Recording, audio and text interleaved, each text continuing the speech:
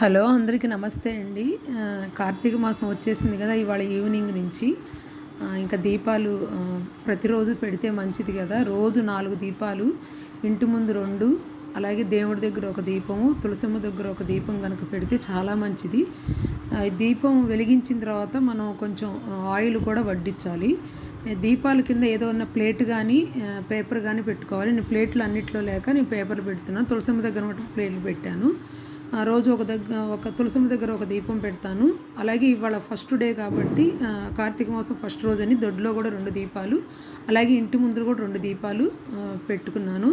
తర్వాత ప్రదోష వేళ ఈవినింగ్ 6 తర్వాత శివ పూజ చేస్తే చాలా మంచిది. ఇవాళ ఫస్ట్ రోజు కదా అని షోడశోపచార పూజ ఆవాహన చెప్పి చేశాను. ఇంకా రేపటి నుంచి మనం శివలింగం పెట్టుకొని మనకు ఎంత శక్తి ఉందో అంతవరకు కొంచెం నీళ్లు పోసి ఓం నమ శివాయ ఓం నమ శివాయ అనుకుంటూ శివుడికి అభిషేకం చేస్తే చాలా మంచిది. పువ్వు ఎప్పుడు అభిషేకానికి పైన బోర్లించాలని చాగంట కోటేశ్వరరావు గారు చెప్తే విన్నాను. ఇలా చేయి పెట్టి మనం వందేశం ఉమాపతిం సురగురు వందే జగత్కారణం అది చదువుకునే శ్లోకము ఆవాహన చెప్పినట్టు, అంటే షోడశోపచార పూజ మనసా సమర్పయామి అనుకుని అభిషేకం చేయొచ్చు.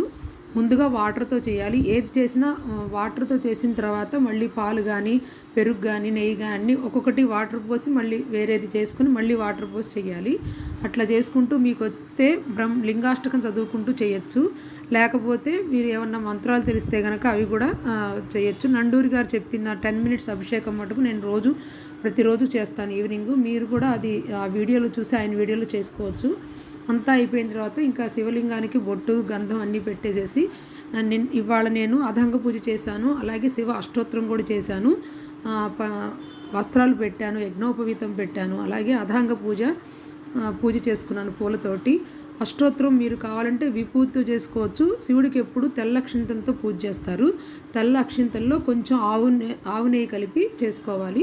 లేకపోతే విభూతితో కూడా చేసుకోవచ్చు. తర్వాత లాస్ట్కి పంచోపచార పూజ, ధూపం, అలాగే దీపము స్వామికి చూపించి నైవేద్యం మనం రోజు పచ్చిపాలు నైవేద్యం పెట్టచ్చు.